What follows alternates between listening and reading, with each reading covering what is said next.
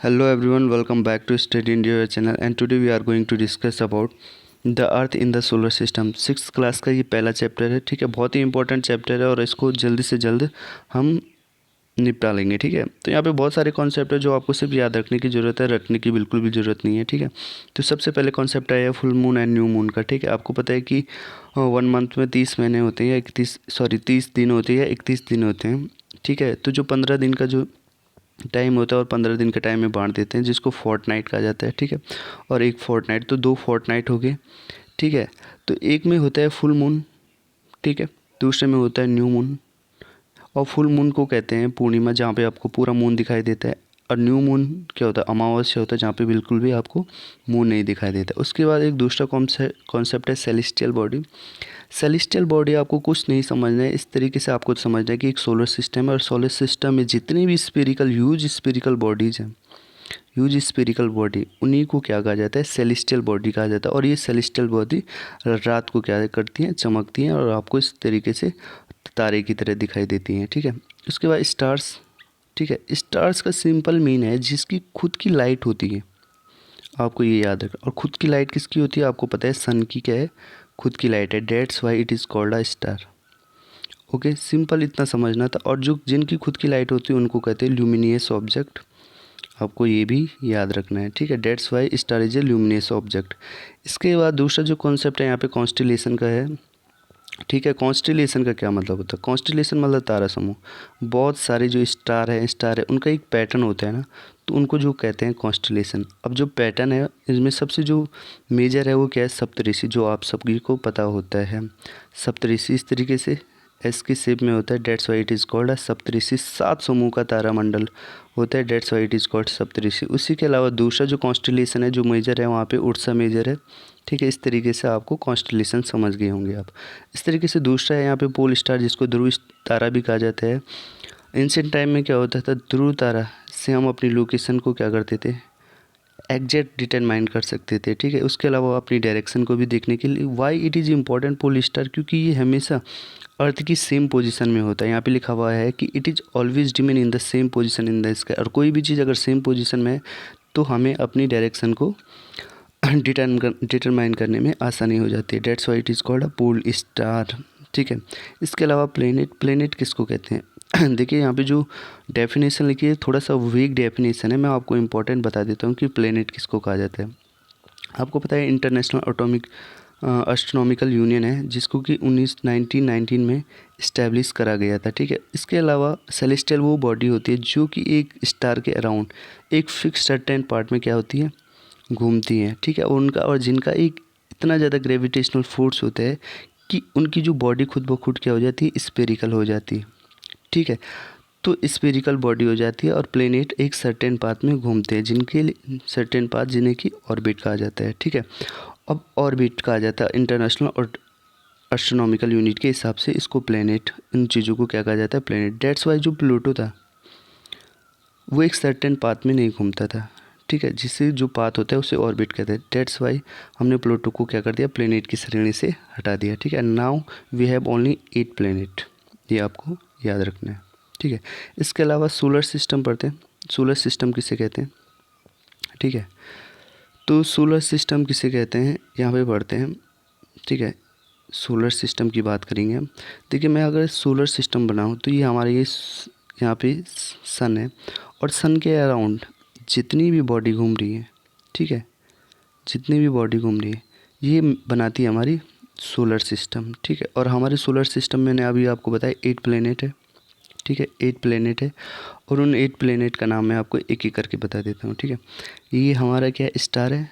Star कौन सा, जिसको कि हम सन कहते हैं, ठीक है। उसके बाद मरकरी आ गया, उसके बाद वीनस आ गया, उसके बाद अर्थ आ गया, उसके बाद मार्स आ गया।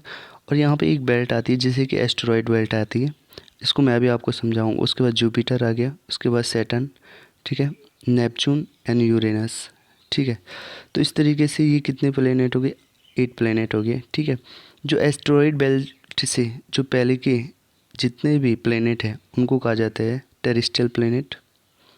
और जितने के भी बाद के जो प्लेनेट है इनको कहता है जोवियन प्लेनेट। जोवियन मतलब जो जुपिटर जैसे प्लेनेट है, ठीक है, जो यूज होते हैं, ठीक है, गैसेस होते हैं, ठीक है। तो इस तरीके से मैंने आपको बताया, ये टेरेस्ट्रियल प्लेनेट हो गए, ये जोवियन प्लेनेट हो गए। तो अगर आपको पूछेंगे कि जोवियन प्लेनेट कौन कौन से हैं, तो आप आसानी से बता सकते हो, जुपिटर हो गया, सैटर्न हो गया, नेपच्यून हो गया और यूरेनस हो गया। तो ये 4 प्लेनेट हो गए, ठीक है।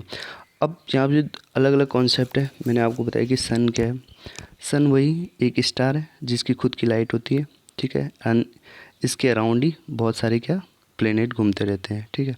अब प्लेनेट कौन कौन से यहाँ पे मैंने लिखा हुआ है आपको, यहाँ पे आप आसानी से याद कर सकते हैं, ठीक है। ये एक फिक्स पाथ में घूमते हैं, फिक्स पाथ में। सपोज ये हमारा सन है, ठीक है, और इसके राउंड अर्थ घूम रही है एक सर्टेन पाथ में। तो इस सर्टेन पाथ में जो घूम रही है इस सर्टेन पाथ को ही हम क्या करेंगे, ऑर्बिट कहेंगे। ज़्यादा कुछ समझने की ज़रूरत है नहीं, ठीक है। इसके अलावा अर्थ के बारे में पढ़ेंगे। अर्थ के बारे में पढ़ने से पहले मैं आपको थोड़ा सा यहाँ पे एक ओवरव्यू देना चाहता हूँ। अर्थ के बारे में पढ़ने से यहाँ पे ये पढ़ लेते हैं कि जियोइड किसको कहते हैं, जियोमेट्री, जियोलॉजी किसको कहते हैं। थोड़ा सा यहाँ पे ओवरव्यू। जियो का मतलब होता है अर्थ, ठीक है। लॉजी का मतलब होता है स्टडी, तो जियोलॉजी का मतलब स्टडी ऑफ द अर्थ। मैट्री का मतलब होता है मेजरमेंट, तो जब जियो की मतलब अर्थ की जो मेजरमेंट करते हैं उसे ज्योमेट्री कहते हैं, ठीक है। और ऑइड का मतलब होता है रिजेम्बलिंग द शेप, मतलब किसी के शेप की तरह। तो जियोइड मतलब अर्थ की शेप की तरह, ठीक है, तो उसे बोलेंगे जियोइड। ओके, तो ये आपको थोड़ा सा समझ में आया होगा, यहाँ पे जियोइड लिखा हुआ, अब मैंने आपको समझा दिया, ज़्यादा समझने की अब ज़रूरत है नहीं, ठीक है। अर्थ के बारे में थोड़ा सा और पढ़ेंगे। तो अर्थ को ब्लू मून भी कहा जाता है, सॉरी ब्लू प्लेनेट कहा जाता है। ब्लू प्लेनेट क्यों, क्योंकि अर्थ का 3/4 जो पार्ट है वो वाटर से भरा हुआ है, ठीक है। आपको पता है कि ओशियंस कितने हैं हमारे, और इस कारण इसे ब्लू प्लेनेट भी कहा जाता है, ठीक है। इसके अलावा जो अर्थ की जो डेंसिटी है वो सबसे ज़्यादा है, ठीक है, अर्थ की डेंसिटी सबसे ज़्यादा है। इसके अलावा जो अर्थ है 3rd नंबर पे है फ्रॉम दी सन, ठीक है। सबसे पहले मरकरी, फिर वीनस, फिर अर्थ, ये आपको याद रखना है, ठीक है। इसके अलावा मून के बारे में बता चुका हूँ, ठीक है। 1/4 ऑफ डाया होता है किसके, अर्थ के, ठीक है। और ये थोड़ा नज़दीक पे आता है, जैसे कि 3,84,400 किलोमीटर दूर है अर्थ से। और ये बड़ा इसलिए दिखाई देता है क्योंकि ये बहुत ही नियर है अर्थ के, डेट्स वाई जो ये मून है हमें सामने दिखाई देता है, ठीक है। और ये अर्थ के अराउंड घूमता है एक फिक्स्ड ऑर्बिट में, ठीक है। इसका भी एक ऑर्बिट है। तो जो प्लेनेट के जो किसी भी वो सैटेलाइट जो किसी भी प्लेनेट के चारों तरफ घूमते हैं, ठीक है, उन्हें सैटेलाइट कहा जाता है। और जो अर्थ का जो सैटेलाइट है उसे मून कहा जाता है। आपको ये याद रखना है, ठीक है। वैसे बहुत सारे, जैसे कि जुपिटर है, ये जुपिटर के अराउंड जो सैटेलाइट घूम रहे हैं, ठीक है, उन्हें भी इस जुपिटर का सैटेलाइट कहा जाए। और जुपिटर की एक जो बहुत ही फेमस सैटेलाइट है उसे गैनीमेड कहा जाता है, सबसे बड़ा सैटेलाइट है, ठीक है। एक चीज़ आपको याद रखनी है कि सबसे ज़्यादा सैटेलाइट किस प्लेनेट के हैं, तो आप बोलेंगे जुपिटर। जी नहीं, अभी इंटरनेशनल एटॉमिकल यूनिट की एक डिस्कवरी हुई है जिसमें पाया गया कि सैटर्न के सबसे ज़्यादा क्या है, सैटेलाइट है। तो ये आपको एक नया क्वेश्चन है जो कि करंट अफेयर का हो चुका है। इसके अलावा आगे बढ़ते हैं। एस्टेरॉइड बता देता हूँ क्या होते हैं। बेसिकली एस्टेरॉइड जो होते हैं पाए जाते हैं, ये बेल्ट हो गए, ये यहाँ पे मरकरी हो गया, वीनस हो गया, अर्थ हो गया, मार्स हो गया, और यहाँ पे जो ये बेल्ट है उसके बाद जुपिटर हो गया। तो मार्स और जुपिटर के बीच में एक जो बेल्ट बढ़ी जाती है बहुत सारे रॉक्स की, ठीक है, उनको कहा जाता है एस्टेरॉइड्स। तो इस बेल्ट को पूरे एस्टेरॉइड बेल्ट कहा जाता है, ठीक है। अब एस्टेरॉइड बेल्ट क्या है, apart from the star planets there are numerous tiny bodies which also move around the sun. और ये जो टिनी बॉडी है बेसिकली ये रॉक पार्टिकल होते हैं, ठीक है, भले टिनी लगते हैं as compare to the planet, पर ये भी होते हैं बड़े, ठीक है, और जो कि सन के चारों तरफ घूमते हैं। तो इनको कहा जाता है एस्टेरॉइड, जो कि मार्स एंड जुपिटर के बीच में पाए जाते हैं, ठीक है। जो लार्जेस्ट एस्टेरॉइड है, ठीक है, वो है सीरस। ये आपको याद रखना वेरी इंपॉर्टेंट हो गया, ठीक है। There are many other asteroid as well, ठीक है, जो आपको याद रखने की ज़रूरत है नहीं। इसके बाद मेटेरॉइड्स कहते हैं। मेटेरॉइड एक्चुअली एस्टेरॉयड से छोटे पार्टिकल्स को ही मेटेरॉइड कहा जाता है, ठीक है। देखिए, the small piece of rock which move around the sun are called meteoroid, ठीक है। तो जो एस्टेरॉयड होते हैं वो थोड़ा सा बड़े होते हैं किनसे, मेटेरॉइड से। बेसिकली दोनों हैं ही रॉक पार्टिकल्स, पर किसी का साइज़ छोटा है, किसी का साइज़ बड़ा है, इसलिए these are called asteroid, these are called meteoroids, ठीक है।